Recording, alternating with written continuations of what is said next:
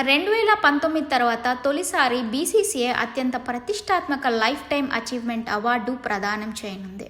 ఈ నేపథ్యంలో భారత మాజీ క్రికెట్ దిగ్గజం, మాజీ ప్రధాన కోచ్ రవిశాస్త్రిని పీసీసీఐ ఈ లైఫ్ టైం అచీవ్మెంట్ అవార్డుతో సత్కరించనుంది.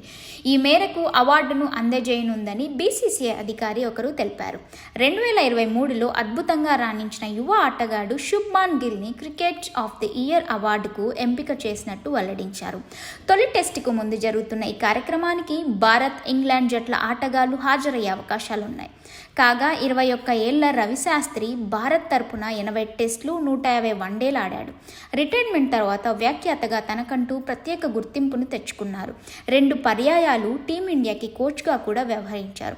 2014 నుంచి 2016 వరకు టీమిండియా డైరెక్టర్గా, అనంతరం టీం కోచ్గా కీలకమైన బాధ్యతలు నిర్వర్తించారు. 2021 టీ20 వరల్డ్ కప్ వరకు ప్రధాన కోచ్గా బాధ్యతలు నిర్వర్తించారు. ఆస్ట్రేలియా గడ్డపై వరుసగా టెస్ట్ సిరీస్ల విజయాలు సాధించడం రవిశాస్త్రి కోచింగ్ కాలంలో ప్రధాన ఘనతగా ఉంది.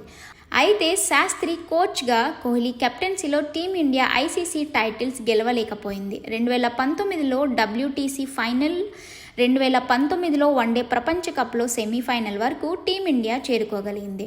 ఇక యువ క్రికెటర్ శుభ్మాన్ గిల్ 2023లో అదరగొట్టాడు. వన్డేలో వేగంగా 2000 పరుగులను పూర్తి చేశాడు. అందులో 5 సెంచరీలున్నాయి.